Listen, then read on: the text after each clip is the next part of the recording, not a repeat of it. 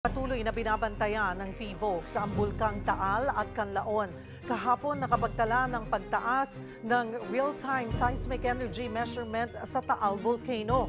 Tuloy-tuloy din ang aktibidad ng Canlaon Volcano matapos itong pumutok noong Disyembre. Para sa update, magkakausap natin si PHIVOLCS Director Teresito Katoto Bacolcol. Magandang tanghali po sa inyo, Yusek. Yes, magandang tanghali din po sa inyo, ma'am.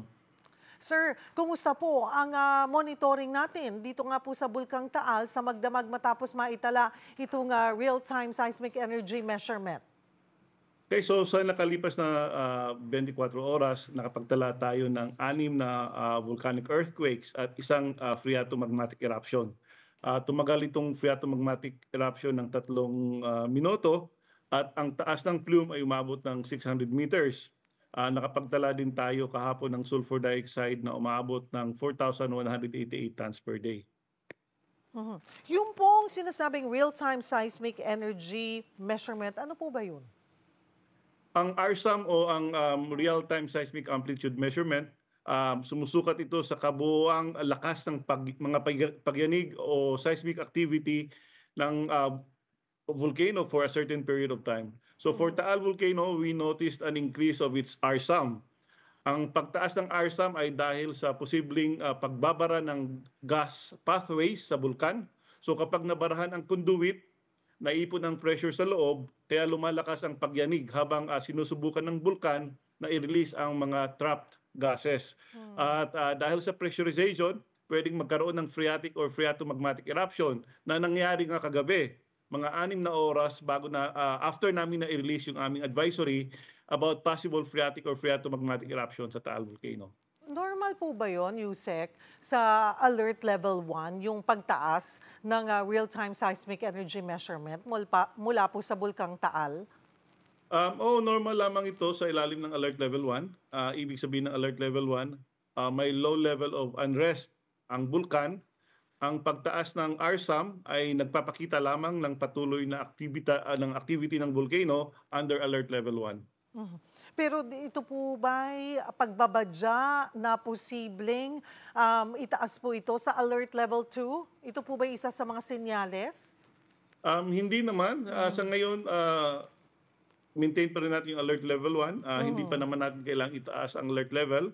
Again, mananatili ito sa alert level 1 pero patuloy pa rin namin binabantayan, minomonitor ang bulkan at kung may nakita kaming mga indicators na dapat itong baguhin, then we will inform the public immediately.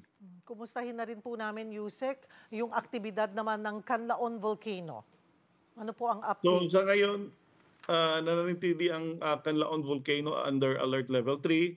And for the past 24 hours, nakapagtala kami ng 37 volcanic earthquakes. And yung sulfur dioxide din na measure namin kahapon ay umabot sa 3,867 tons per day. So 2 days nang walang ash emission activity. Kung magtutuloy-tuloy ang paglala ng parameter, posibleng itaas ang alert level from alert level 3 to alert level 4. Okay. 37 volcanic activities. Yung sabi niyo po, yung sa sulfur dioxide niya ay umaabot ng 3,867 tons po. Tama po ba? Yung Yes, binubuga that's niya right, per that's day. right. And, well, yung 2 araw na walang ash emission, ano pong pinapakita nitong mga senyales na ito? Yung posibleng pagtaas sa alert level 4 or okay pa naman? Well, okay pa naman. Yung mga parameters na na-measure natin nagfa-fluctuate. For example, yung sulfur dioxide, umaabot ng 3,867 tons per day. But last week, umaabot ito ng 7,000. So, nagfa-fluctuate siya. So, kapag wala pa rin tayong nakikita uptrend doon sa mga parameters natin. And as I've mentioned, kapag may nakikita tayong pagbabago, kapag lalala, then we may raise it to alert level 4. But right now, maintain muna natin yung alert level 3. Pero yung ganito pong pagbabantay natin, talagang matatagalan? Masasabi po ba natin, pagdating po sa behavior nitong Canlaon, talagang matatagalan pa yung mga residente na bumalik sa kanilang mga tahanan? Well, kung mag-maintain na ganito yung alert level, yung parameters na nakikita natin sa Canlaon Volcano, then siguro they'll have to stay for a while sa mga evacuation centers. Well, kami naman sa FIVOX, recommendatory lang naman kami. It's up to the LGUs to enforce the recommendation, which is the no entry within the 6-kilometer danger zone. So 6 kilometer pa rin po. Alright. That's Siguro po, ano po ang inyong muling paalala sa mga residente Yusek sa paligid ng Bulkang Taal at Canlaon? Kasunod nga po nitong mga nabanggit nyo na mga naobserbahan nating aktibidad. Okay, so again, for people living around Taal Volcano, paalala natin na huwag po silang pumasok sa permanent danger zone, which is Taal Volcano Island. For Canlaon Volcano, as I mentioned, yung 6-kilometer danger zone, we remind the residents na huwag po silang pumasok doon. And for